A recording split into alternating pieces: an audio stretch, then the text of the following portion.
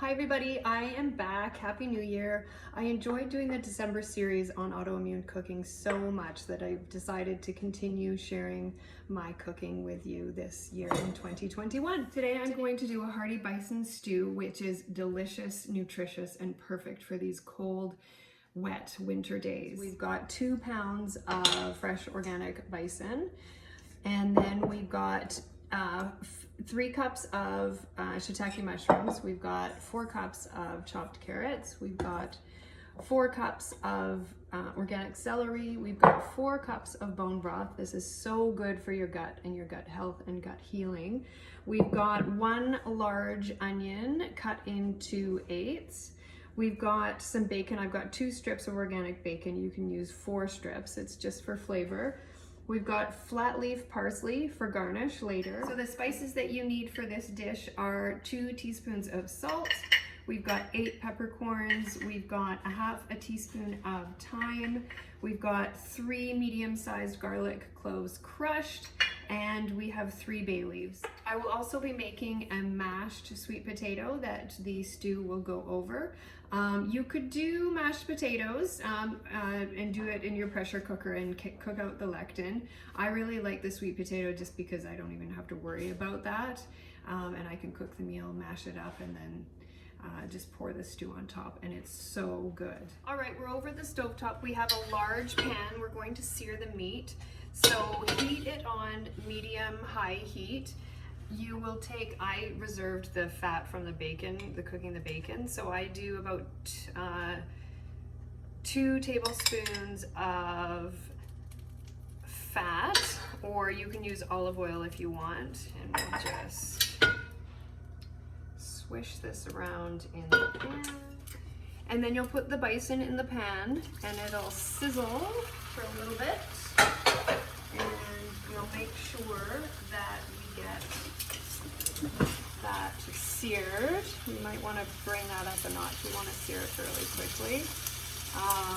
We're just trying to lock in the flavors. So traditionally, stew is made with floured meat, but we can't eat flour with autoimmune because it will create debilitating pain. It will for me at least. I'm not sure about anybody else, but it can cause quite a bit of inflammation for a lot of people. So we'll just sear this. So we're browning it. So just keep flipping it over. All right, so we're almost done. I pressure cook this afterwards because I never know what feed has been fed to the animal. So if there's corn or soy, it'll get pressure cooked out of there because the lectin travels from the feed to the animal to the human and can cause autoimmune symptoms. Wheat, unfortunately, I'm not sure that it's going to, the wheat feed, the lectin from the wheat feed, I'm not sure if it pressure cooks out. I'm pretty sure it doesn't. So another reason why I do bison is because it probably hasn't had a wheat feed, which is great. Whatever creates less inflammation in your body, the better. So once that is done, it's fairly well browned on every side of the meat. I place it in the pressure cooker in the Instant Pot. Now we're going to sear the vegetables. It locks in the flavor to the vegetables as well. So I have a new pan. I didn't want to use the meat pan because then the little meat bits would burn. So I've got 2 tablespoons approximately of extra virgin olive oil.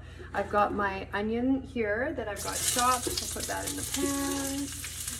Give it a little juggle. And then we've got the carrots and the celery. And I'll take the thyme. So we will just sear that. We'll add the mushrooms. Right, so that is a few minutes. So that is done, and then I'll put that in the Instant Pot. Inner pot is almost full with vegetables and with the bison. So what I'm going to do is put the bacon bits on top. I'm going to add the thyme, the peppercorns, the 2 teaspoons of salt, the garlic, crushed, bay leaves, and then I will add the bone broth. This is a frozen bone broth I got at our local grocery store, so there's still some frozen chunks in there. And then we fit the lid on top. We will do this on meat stew for 45 minutes. And then I like to stop it, and you can do it for another 45 and then serve if you're in a hurry, or you can put it on slow cook for 4 hours if you've got the time. So within an hour, 30 minutes of the stew being done, you can work on the mashed potatoes. I'm doing mashed sweet potatoes.